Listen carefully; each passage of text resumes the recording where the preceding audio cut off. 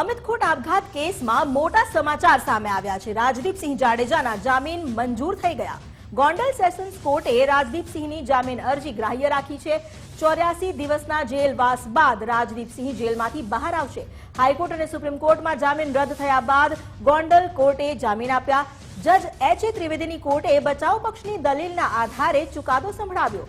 રાજદીપસિંહે 10 November 2025ના રોજ આત્મસમર્પણ કર્યું હતું।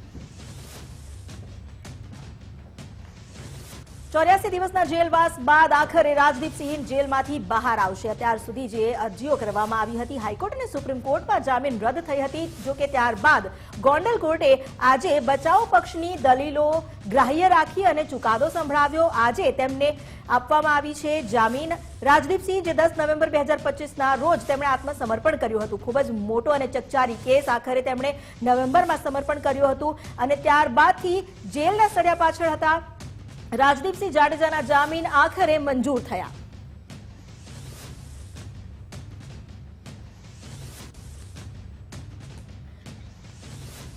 અમારી સાથે જોડાયા છે સંવાદદાતા વિકાસ મકવાણા, તેમની સાથે વાત કરીએ। વિકાસ, આ એક ચકચારી કેસ, એમાં આખરે ગોંડલ કોર્ટે જામીન આપી દીધા છે। બચાવ પક્ષે જેટલી પણ દલીલો રજૂ કરી હતી તો કઈ કઈ દલીલોને ગ્રાહ્ય રાખવામાં આવી છે?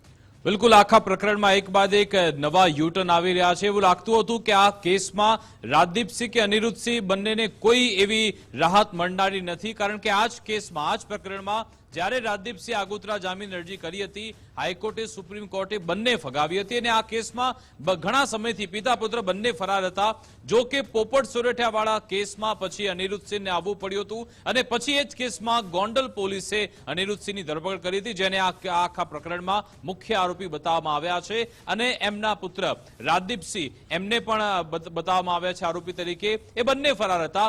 જો કે પછી નવેમ્બર મહિનામાં નાટ્યાત્મક રીતે જ્યારે આગોતરા જામીન અરજી રદ થઈ જાય છે ત્યારે પછી રાજદીપસિંહ અહીંયા પહોંચે છે, પોતે આત્મસમર્પણ કરે છે અને પછી એમના તરફથી જે વકીલ તરફથી જે તમામ જે દલીલો કરવામાં આવી કે એક તો અત્યાર સુધીમાં આખા કેસમાં હજુ પણ ઘણા બધા આરોપી ઝડપવાના બાકી છે અને દાવો એ પણ થઈ રહ્યો છે કે આ સુસાઇડ કેસ છે જ નહીં। એમનું કહેવું છે કે આ જાણી જોઈને અમને ફસાવવાનો પ્રયત્ન થઈ રહ્યો છે, એક દલીલ કરવામાં આવી છે અને કહેવામાં આવ્યું કે અમે ક્યાંય જવાના નથી, અમે તમામ રીતે સહયોગ આપવા તૈયાર છીએ।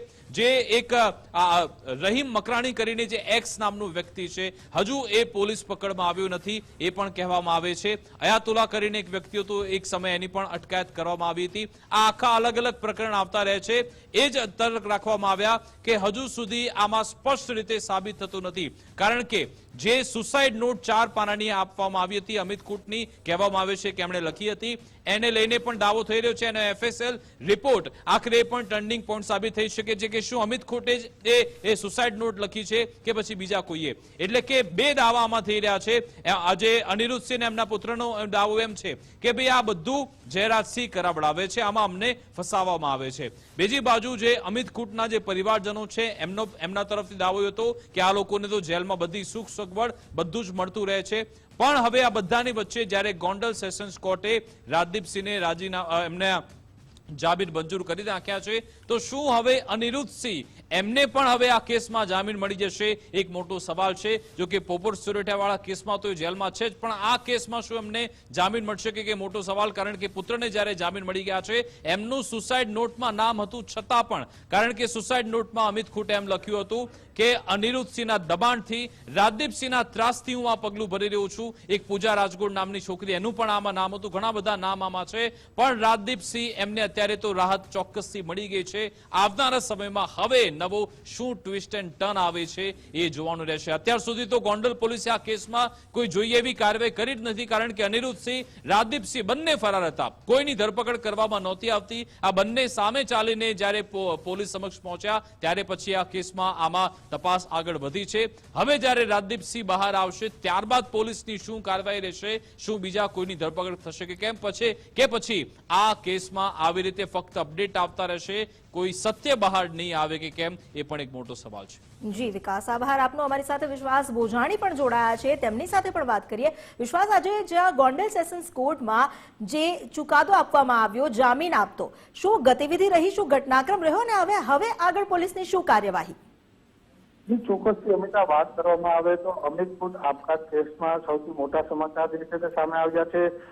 અમિતકુટ આપઘાત કેસના આરોપી રાજદીપસિંહ રીબડા જે જાડેજા જે છે તેના જામીન છે તે મંજૂર થવા પામ્યા છે.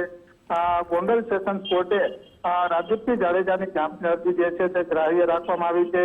84 દિવસના જેલવાસ બાદ રાજદીપસિંહ રીબડા જે છે તે જેલમાંથી બહાર આવશે. રાજદીપસિંહ રીબડા દ્વારા હાઈકોર્ટ તેમજ સુપ્રીમ કોર્ટમાં જામીન અરજી જે છે તે રદ થયા બાદ ગોંડલ કોર્ટે જે છે તે જામીન જે આપ્યા હતા.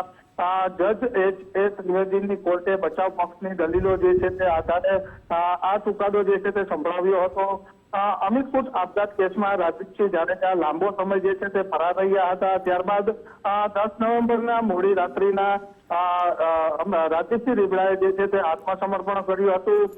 ત્યારબાદ ગોંડલ કોર્ટે રાજદીપસિંહ રીબડાને રિમાન્ડ આપ્યા બાદ ગોંડલ કોર્ટ દ્વારા રાજદીપસિંહ રીબડાને જૂનાગઢ જેલ હવાલે કરવામાં જે છે તે આવ્યા હતા.